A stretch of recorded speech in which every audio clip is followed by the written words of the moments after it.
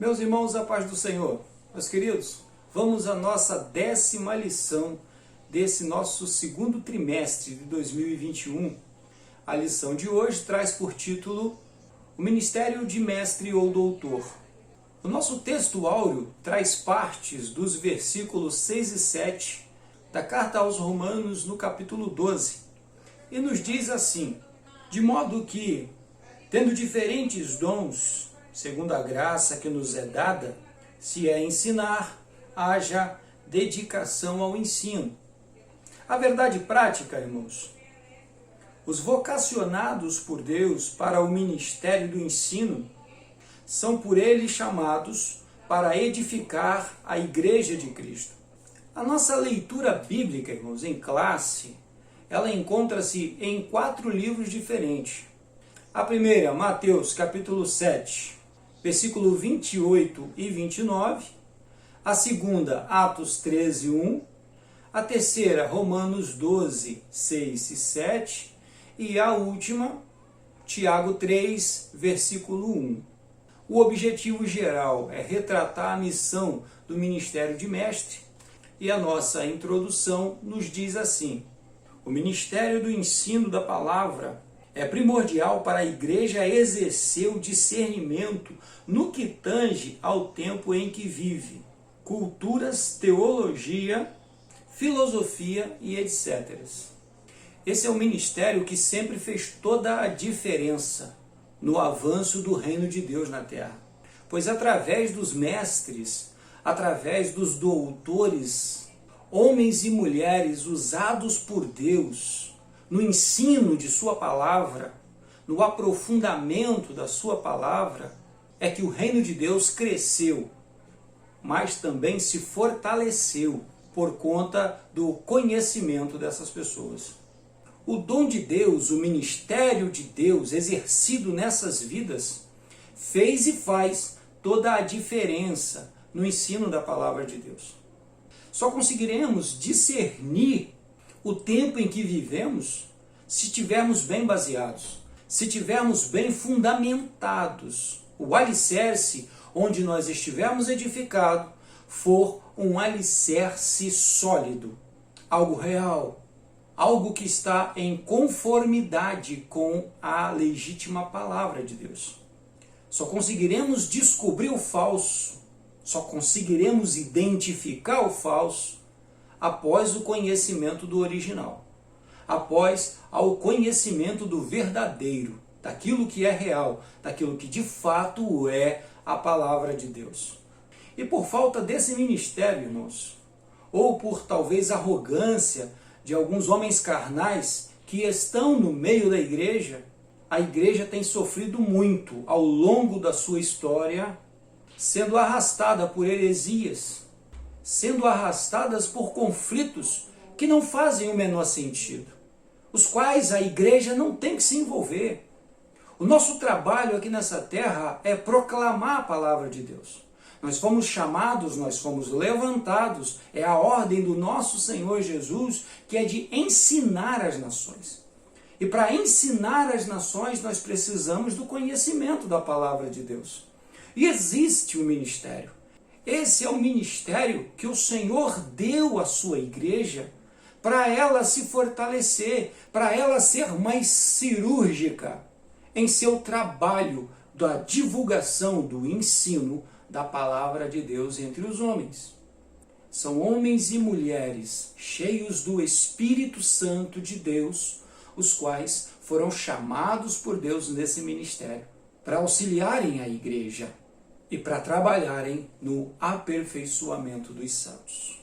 Ainda no texto da introdução, tão importante é a função do mestre na igreja, que as Escrituras declaram o quanto ele deve esforçar-se intelectualmente para exercer tão nobre tarefa. Ou seja, esses obreiros que são usados no dom do ensino, no ministério de ensino, não é algo que simplesmente cai do céu em suas mentes. O Espírito Santo é responsável, de fato, pela inspiração na qual eles trabalham. Mas o trabalho de pesquisa, o conhecimento que eles precisam buscar, requer muita dedicação. requer muito esforço. Então são pessoas que precisam ser valorizadas. São ministérios que precisam ser identificados e precisam ser valorizados. E eu não estou falando de dinheiro. Eu estou falando de dar espaço. Eu estou falando de abrir portas. Tudo que esses homens e mulheres precisam, tudo que esses ministros precisam é de espaço para fazerem a obra de Deus. É de reconhecimento de seus ministérios e de sua dedicação à obra de Deus. Entre os filhos de Deus, irmãos, não há espaço para ciúmes.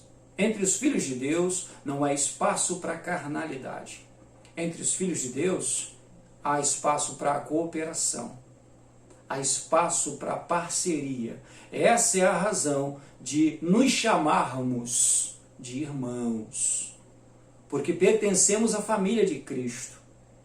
E na família de Cristo não existe grande nem existe pequeno. Na família de Cristo existem irmãos. Existem homens e mulheres que dedicam-se à causa de Cristo. E para encerrar, é uma tarefa importante e indispensável que exige muito de quem a desempenha. O primeiro tópico traz por título Jesus, o Mestre por excelência. No primeiro ponto, que tem por título o Mestre da Galileia, o texto nos diz assim: Doutor incomparável, percorria Jesus toda a Galileia, ensinando nas suas sinagogas e pregando o evangelho do reino. Mateus 4, 23. No ministério terreno, seus sermãos, ensinos e discursos eram inflamados pelo amor às pessoas. Diferente dos escribas, ele ensinava como quem tinha autoridade. E é exatamente isso, né, irmãos, que o final do capítulo 7 diz, que eles ficavam maravilhados quando viam Jesus ensinando, quando viam Jesus pregando, porque era totalmente diferente daquilo que eles estavam acostumados. O povo não estava acostumado com essa vida no sermão. O povo não estava acostumado com esse ensino profundo, com esse ensino totalmente baseado no amor, pautado pelo amor, o que era totalmente diferente do ensino dos escribas. Dá para perceber quando o ensino é bom, quando o ensino nos cativa, porque esse ensino, ele é aquele conselho amoroso, aquele conselho que é dado de pai para filho, aquele conselho de alguém que ama, de alguém que se importa, de alguém que de fato quer o bem da pessoa a quem está sendo ensinado. E não apenas de alguém que está querendo ditar regras. Não apenas de alguém que só quer mostrar que ele sabe mais e que ele é que está certo. E que todo mundo está errado e ele é o único que tem toda a razão. O Senhor Jesus, sempre que ensinou, nós podemos ver isso nos sermãos que estão narrados nos evangelhos, que sempre o amor é que está à frente, a ação do amor. O seu amor aparece, o seu amor é apresentado na forma como ele ensinava. Contextualizando, irmãos, dá para entender um pouco, pois aquele povo estava há muito tempo sem ouvir a voz de Deus. Haviam mais de 400 anos que Deus não falava com o seu povo. Voltou a falar através de João Batista. E ainda enquanto João estava ministrando no deserto, surge também o Senhor Jesus. Os dois não duram muito tempo ministrando no mesmo tempo. Logo João é preso. E o Senhor Jesus segue ensinando, agora não no deserto apenas, mas também dentro das sinagogas, também dentro das cidades, dentro das aldeias, no meio das pessoas. E o seu ensinamento trazia a vida que eles viram nos ensinamentos de João lá no deserto. Porque Deus se revelava nesses ensinamentos, completamente diferente daquilo que eram os ensinamentos dos escribas. O que torna o sermão de um mestre espiritual interessante não é a sua sabedoria, não é a sua filosofia, mas é se de fato Deus está falando através dele. Isso é que é importante. As pessoas não precisam ouvir a nossa voz. As pessoas não precisam ouvir os nossos ensinamentos. As pessoas precisam e querem ouvir a voz de Deus. Paulo, escrevendo aos Romanos, disse que o mundo espera a manifestação dos filhos de Deus. Por quê? Porque os filhos de Deus vêm na unção do Senhor Jesus. O Espírito Santo está sobre as suas vidas, por isso eles são aguardados. E o texto continua. A verdade emanava da pessoa de Jesus. Os que o ouviam só tinham duas opções: amá-lo ou odiá-lo. Era impossível ouvi-lo e ficar indiferente. Jesus transtornava a consciência do acomodado e aquietava o coração do perturbado. No segundo ponto, irmãos, que tem por título o Mestre Divino, o texto nos diz assim: em visita a Jesus, o mestre da lei chamado Nicodemos, educado nas melhores escolas religiosas de Israel e grande conhecedor das escrituras hebraicas, reconheceu em Jesus um personagem incomum de seu tempo.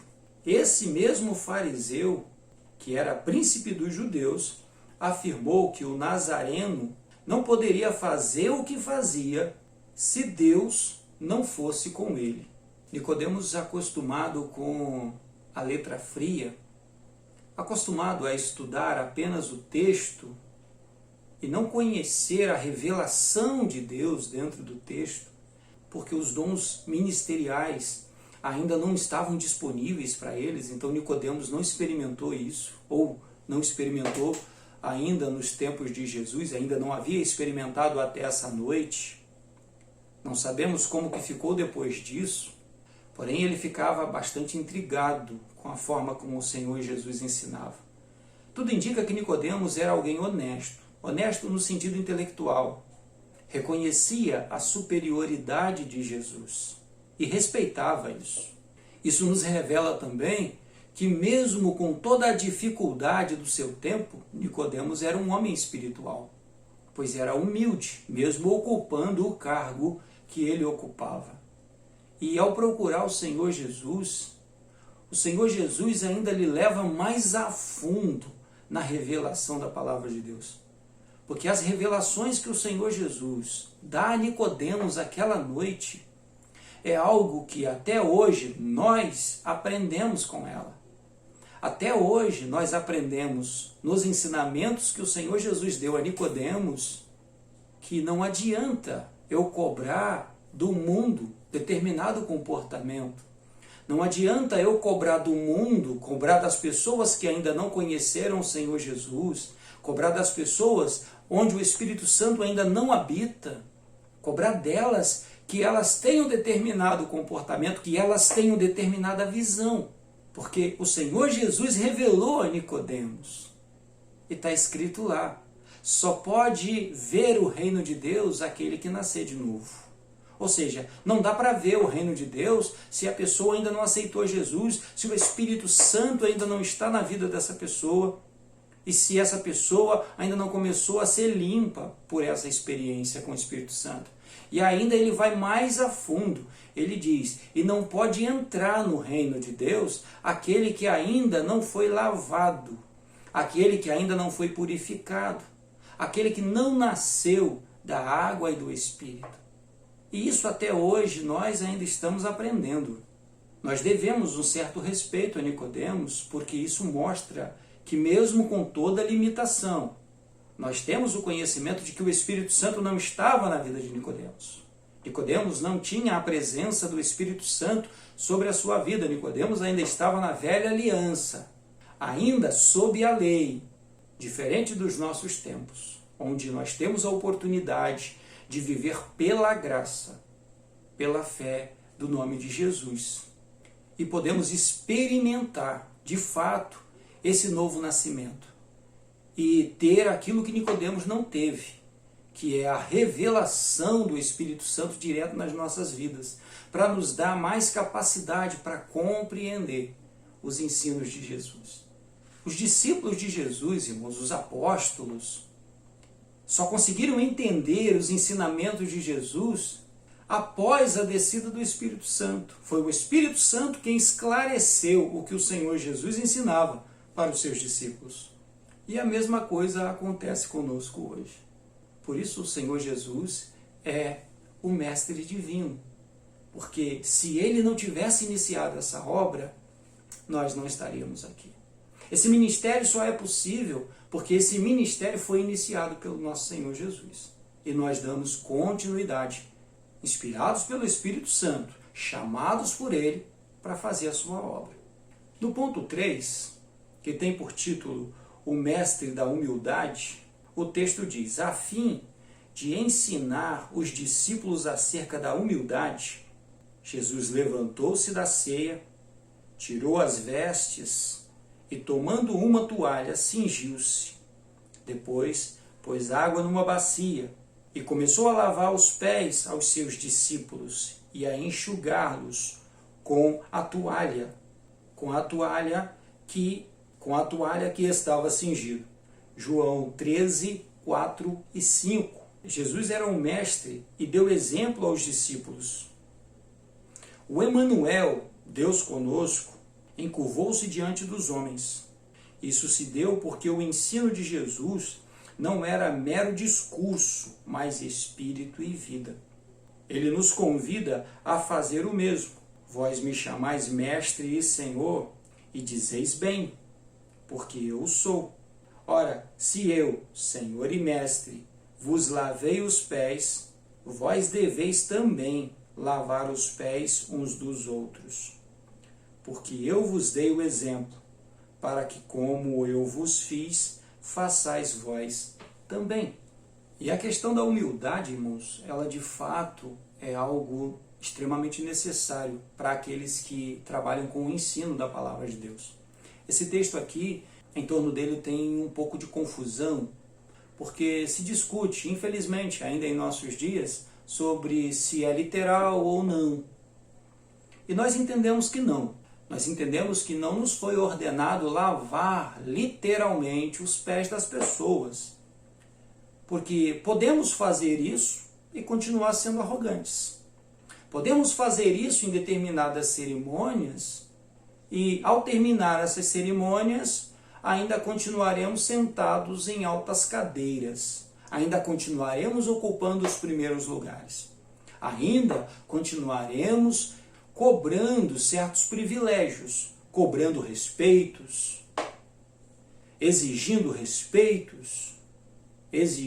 lugares, exigindo ocupações. Quando, na verdade, o ensinamento de Jesus aqui é mais profundo quando nós olhamos para o exemplo que o Mestre nos deu, que é o exemplo do servir. Servir em todo o âmbito, em todos os lugares, em todos os momentos. Nós estamos a serviço da igreja, não é o contrário. É isso que está sendo passado para nós por esse ensinamento. Quando nós vemos o nosso mestre vestindo as vestes de um escravo e se curvando para lavar os pés de seus discípulos, daqueles que teoricamente seriam inferiores a ele, nós vemos aqui um grande exemplo do que de fato é ser humilde. É nós observarmos, irmãos, a responsabilidade que é estar à frente do povo de Deus. Ter a responsabilidade e de pregar o seu evangelho. O que muitas pessoas não entendem é que o comportamento delas, a forma como elas vivem, é a maior de todas as pregações. O problema quando as pessoas falam uma coisa e comportam-se completamente diferente daquilo que elas falam. O problema quando a ação está distante do discurso é que nós invalidamos o discurso. Ou seja, nós invalidamos a palavra de Deus que pregamos com o nosso comportamento. A forma como falamos, a forma como lidamos com as pessoas, porque as pessoas vão nos ler também. Há um ensinamento que diz que nós nos comunicamos não apenas verbalmente, não apenas usando a voz, mas também comunicamos com olhares, comunicamos com gestos, comunicamos com comportamento. Determinados comportamentos denunciam o caráter das pessoas. Não é apenas a fala, não é apenas o que eu digo, não é apenas o que eu falo, mas como eu vivo, como eu me comporto, como é que eu me relaciono com as coisas e com as pessoas, o que eu valorizo, onde é que estão os valores, a chamada ética.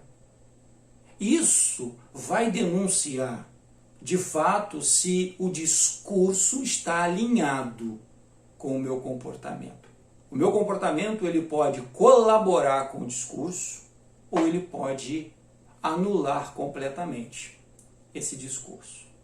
Escrevendo aos Romanos, irmãos, no capítulo 2, dos versículos 17 a 24, Paulo nos ensina assim: Eis que tu, que tens por sobrenome judeu, e repousas na lei, e te glorias em Deus, e sabes a sua vontade, e aprova as coisas excelentes, sendo instruídos por lei, confias que és guias de cegos, luz dos que estão em trevas, instruidor de nécios, mestre de crianças, que tens a forma da ciência e da verdade da lei?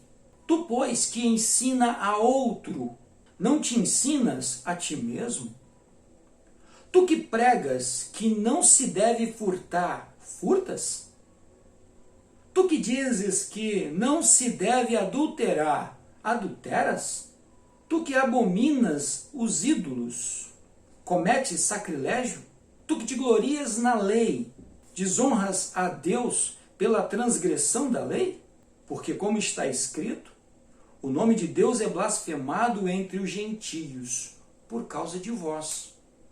Então, quando nós nos comportamos diferente daquilo que o Evangelho nos ensina, quando nós nos comportamos diferente daquilo que pregamos pelo Evangelho de Jesus, nós invalidamos esse Evangelho, nós escandalizamos o nome de Deus diante dos homens. E isso é muito sério, porque isso será cobrado de nós, porque nós vamos fazer pessoas tropeçarem e nós teremos que dar conta disso. Por isso, irmãos, não há espaço para orgulho entre os filhos de Deus. E nós, de fato, devemos seguir o exemplo do Senhor Jesus. Entender que nós é que servimos a igreja e não o contrário. Entender que nós somos responsáveis por aquilo que nós ensinamos. Porque as pessoas vão levar a sério o que ensinamos e lembrem-se, levar a sério a palavra de Deus, dependendo de como nós nos comportamos, se nós levamos a sério. É isso que o Senhor Jesus está ensinando, com o exemplo onde ele se veste com vestes de servo para lavar os pés dos seus discípulos. E quando ele diz, vão e façam os mesmos uns aos outros, ou seja, sirva uns aos outros. Entenda que você deve servir os seus irmãos, não o contrário. Não são os seus irmãos quem tem que te servir, é você quem tem que servir aos seus irmãos. Sê, pois, tu uma bênção. Amém? O segundo tópico, irmãos, que tem por título o ensino das Escrituras na igreja do primeiro século, o primeiro ponto que tem por título uma ordem de Jesus, nos diz assim: antes de ascender aos céus, de modo solene, Jesus determinou aos seus discípulos que ensinasse todas as nações a guardar todas as coisas que ele tinha ordenado, tendo em vista a plena edificação da igreja na palavra. O Senhor Jesus, através do Espírito Santo, dotou alguns dos seus servos com o dom ministerial de mestre ou doutor. Esse dom é uma capacitação sobrenatural do Espírito Santo. Isso não significa, porém, que devemos descuidar de nossa formação intelectual, pois o preparo para o ensino passa pela capacidade de aprender para posteriormente ensinar. O pastor Nicodemos costuma dizer, o pastor presidente de nosso ministério, costuma dizer que só pode ensinar aquele que tiver a humildade de sentar para aprender. De outra forma, não se deveria estar ensinando, e ele está coberto de razão. Um dos maiores exemplos que nós temos nas Escrituras, além do Senhor Jesus, logicamente, como nós já falamos, é a vida do apóstolo Paulo. Nós já falamos isso quando falamos dos apóstolos, que Paulo em nada era inferior aos outros apóstolos, porque os outros apóstolos andaram com Jesus e Paulo não. Isso não o tornava inferior. É porque na vida de Paulo, Deus tinha planos que naquele momento não era importante Paulo estar caminhando com o Senhor Jesus como eles caminharam. Isso também não torna Paulo superior a eles. Mas simplesmente, irmãos, são ferramentas diferentes.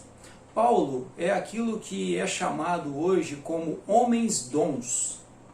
Ou seja, homens que são altamente preparados pelo Espírito Santo. Deus os prepara desde sempre, desde o início, para os usar completamente na sua obra. O próprio Paulo disse que eu me gastarei e me deixarei gastar por causa de vós. E quando nós olhamos para a vida do apóstolo, nós o encontramos desde novinho, já estudando a palavra de Deus. Já foi instruído desde novo, para quando chegasse no momento certo, Deus o capturaria e o traria para o meio da seara. E o usaria da forma como ele foi usado.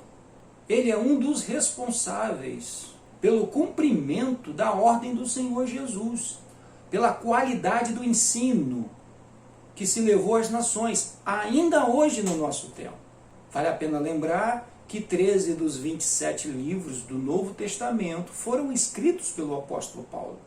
Ou seja, se nós podemos apontar alguém no ministério de mestre ou doutor, esse é o apóstolo Paulo. Um homem intelectualmente instruído e um homem espiritualmente inspirado, usado pelo Espírito Santo, capacitado pelo Espírito Santo e usado e gasto plenamente na causa da obra de Deus, o reino dos céus que se revela em nossas vidas. No segundo ponto, irmãos, que traz por título a doutrina dos apóstolos, o texto nos diz assim.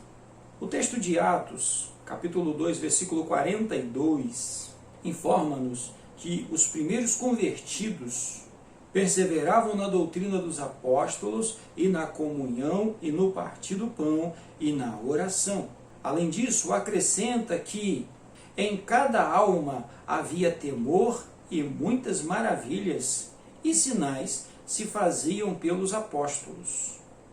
A doutrina dos apóstolos, aqui referida, trata-se do conjunto dos ensinos de Cristo, ministrados por eles de forma constante e eficaz para o crescimento integral dos novos crentes.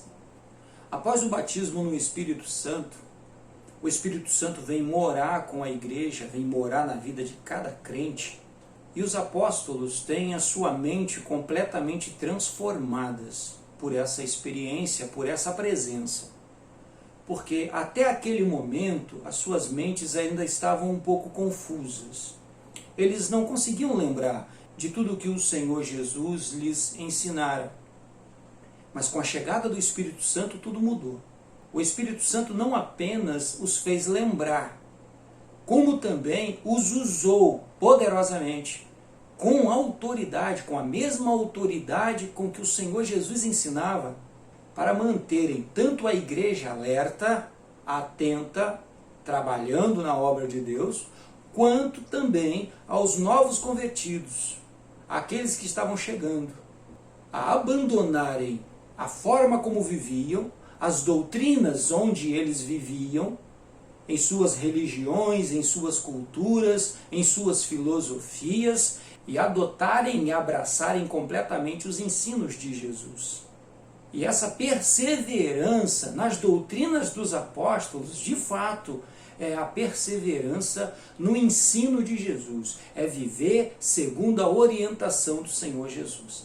Quem torna isso possível, irmãos, é o Espírito Santo.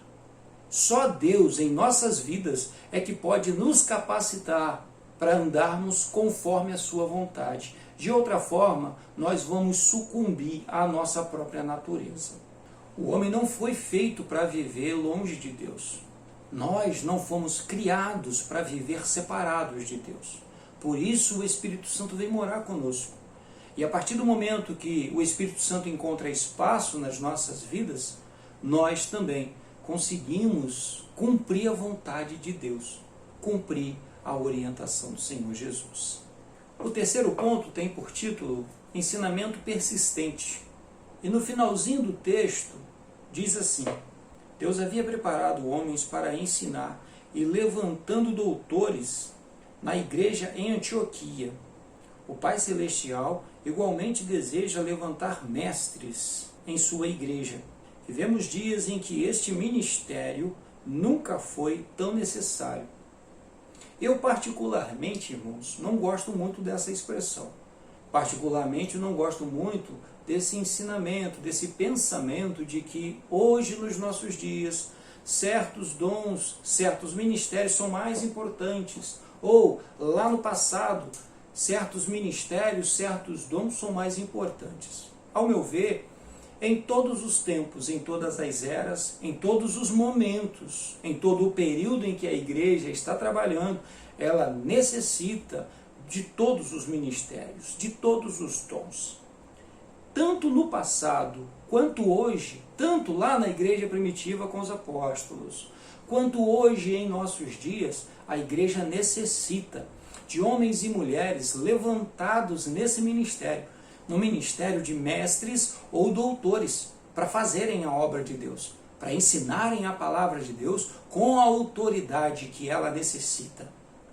Pois essa palavra não é uma palavra de homens, não é uma palavra que nasceu no coração de homens, mas é a palavra que nasceu no coração de Deus. É o ensinamento celestial dado a homens terrenos, a homens simples, a homens falhos, porém a homens cheios do Espírito Santo.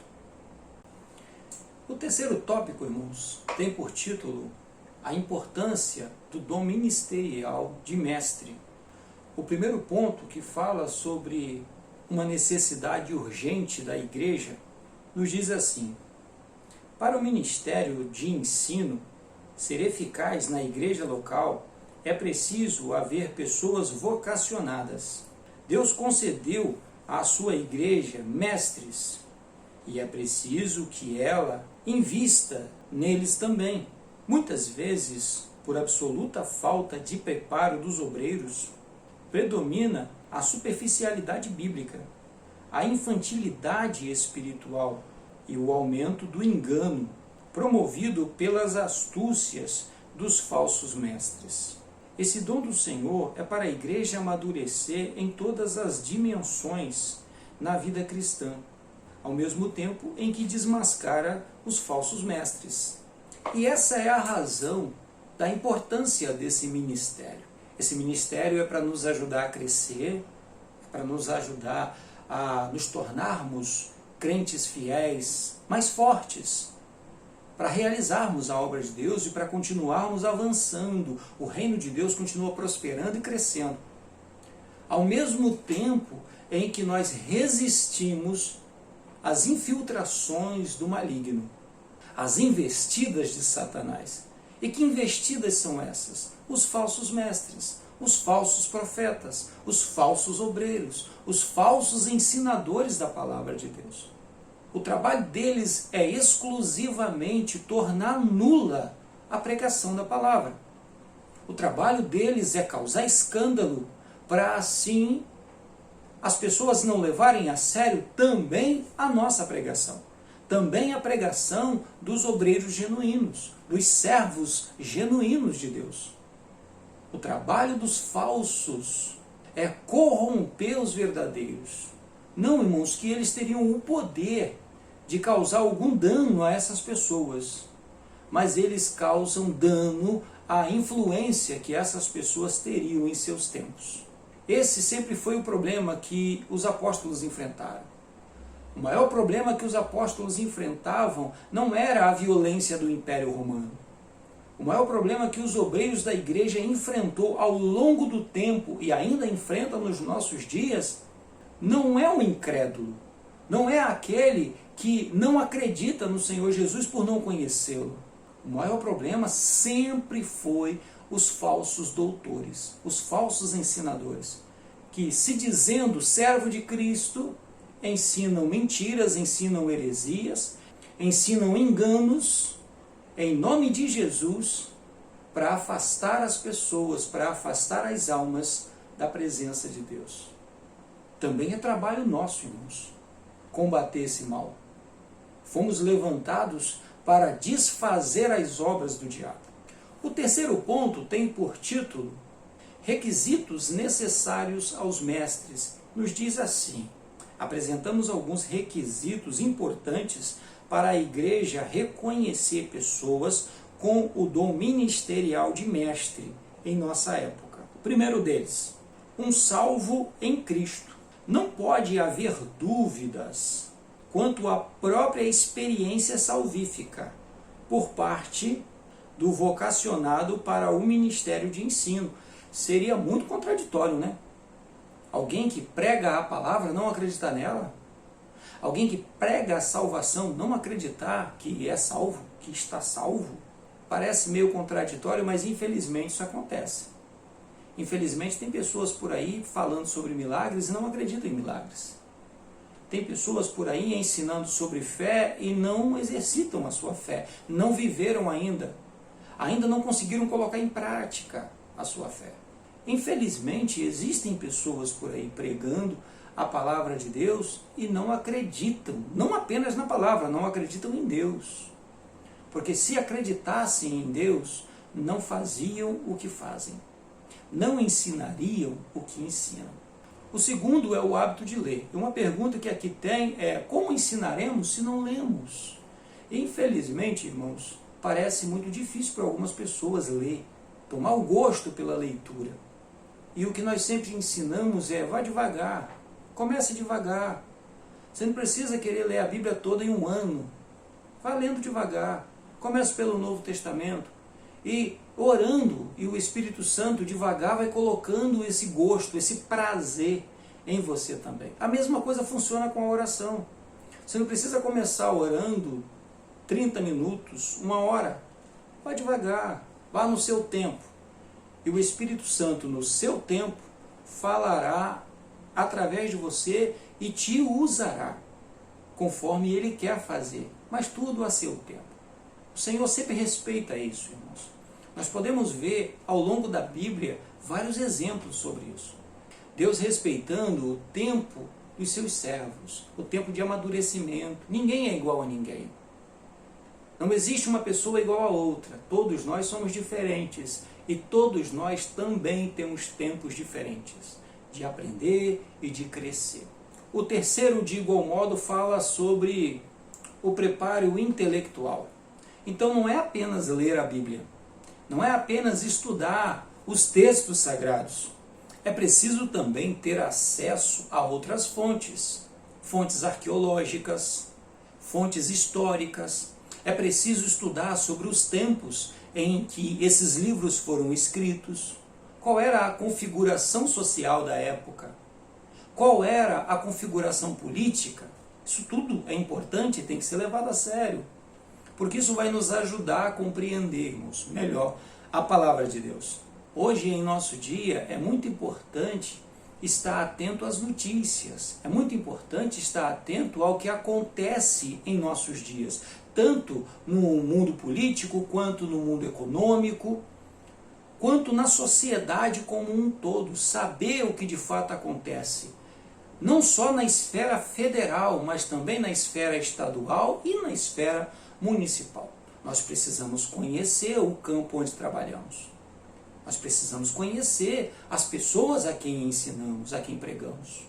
Por isso, há necessidade, sim, desse crescimento, desse desenvolvimento intelectual. E, por último, um coração em chamas. O texto nos diz assim: precisamos alcançar as mentes e os corações dos nossos dias. E isso apenas será possível quando tivermos obreiros com uma mente bem preparada e conectada a um coração em chamas e apaixonado pelo Senhor Jesus. Para empolgarmos outras pessoas, irmãos, além do Espírito Santo fazer a sua obra, e uma das formas dele fazer essa obra é mostrar o quanto nós somos apaixonados por essa obra. Porque a medida da nossa paixão é o quanto nós nos entregamos. Quanto mais apaixonados, mais nós nos entregamos a essa obra. Quanto mais apaixonados, mais nós nos dedicamos a essa obra. A chama do Espírito arde em nossas vidas, e isso alcança outras vidas. Outras vidas nos seguirão em direção à presença do nosso Deus, porque elas acreditarão que isso é verdade, porque nós mostramos que isso é verdade. Nós conseguiremos convencer as pessoas da veracidade daquilo que ensinamos, do quanto isso é verdadeiro, dependendo de o quanto nós nos entregamos, o quanto isso é realidade em nossa própria vida. Eu glorifico ao Senhor por conhecer centenas de homens e mulheres que são verdadeiros em seus trabalhos, que são sinceros em sua dedicação à obra de Deus, que de fato se entregam, que de verdade se dedicam à causa de Deus, ao reino do nosso Deus, porque acreditam na salvação, porque acreditam no perdão, porque acreditam na presença do Espírito Santo, que tem nos ajudado, que tem nos auxiliado e tem nos dado condições de continuarmos nessa caminhada em direção à presença do nosso Deus. Nós estamos marchando, irmãos, numa marcha santa em direção às mansões celestiais. Infelizmente existe uma outra caminhada, uma outra caravana que está caminhando a passos largos para o inferno. E o nosso trabalho diante da presença do nosso Deus, na companhia do Espírito Santo, é tirar essas pessoas desse caminho e trazer para a santa caminhada, para a caravana de Jesus, para aqueles que caminham em direção à presença do nosso Deus, em direção aos braços de Cristo. Que o Senhor nos ajude, que o Senhor nos ilumine, que o Senhor nos dê graça, que o Senhor nos dê unção para fazer a sua obra de forma plena, exatamente do jeito e da forma como Ele sempre quis.